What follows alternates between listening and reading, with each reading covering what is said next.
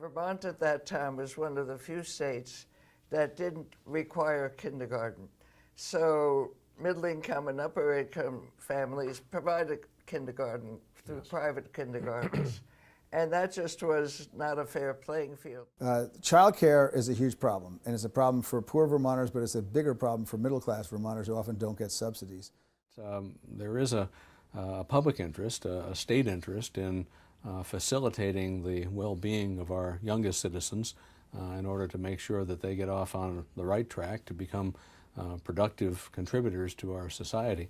You know, I'm proud that Vermont's the first state in the nation now that has universal pre-K for 3- and 4-year-olds. And it's been something that governors, Republicans, and Democrats have worked on for years and years. Even in the 80s, you know, healthcare was a big subject.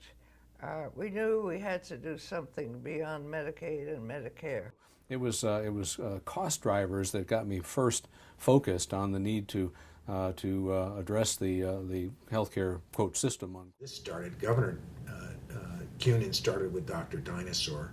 Governor Dean continued, built upon Dr. Dinosaur, literally made it universal so that all kids had coverage regardless of income. Mm-hmm. Governor Douglas continued with Catamount, vastly expanded access to health care, embraced Obamacare.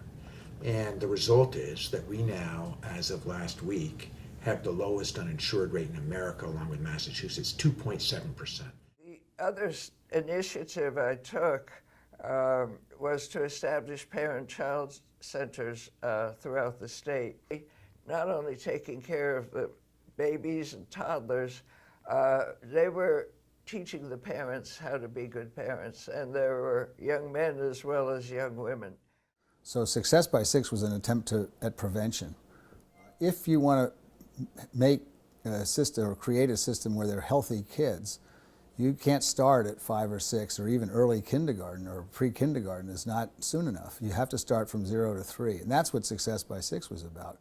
But then the Brooke Bennett tragedy occurred in the summer of 2008, and as you indicated, there was an immediate and appropriate uproar about how that kind of brutal murder could occur in our state, and what the state response should be to not just respond to a brutal tragedy of that kind, but find ways to prevent it from happening again.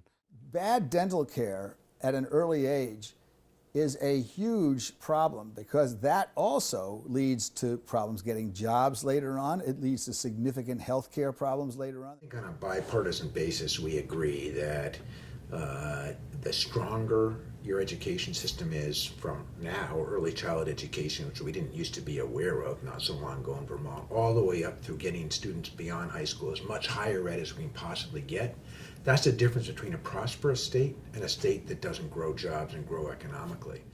There were programs which you wouldn't think was a child abuse prevention program, but the Housing and Land Conservation Trust Fund, which now is called the Board, that helps people get housing. And then there was the Reach Up program, which we started, which enabled welfare mothers to go back to school. I felt we had to do something, and deter is a balanced approach, some additional enforcement against those who prey on our young citizens in particular, those who peddle their drugs in our state, but also more treatment options and preventive care as well. We got in this mess because we passed out Oxycontin and other painkillers like candy, and that's an opiate. When your doctors or providers finally shut you off, you turn to heroin, and I say we're still passing out painkillers too easily, and we have a lot more work to do. But it's because all these problems that you have, whether it's jobs or whether it's social programs, go across all kinds of disciplines. You can't just have social programs fixed with the Agency of Human Services. It doesn't work that way. Social programs are affected by what happens even in things like transportation and job creation, and certainly in education. So we tried to coordinate every system that had anything to do with some of the problems we were interested in tackling. I mean, let's figure out what causes abuse. Abuse causes stress in the family, lack of food, lack of housing, lack of health care.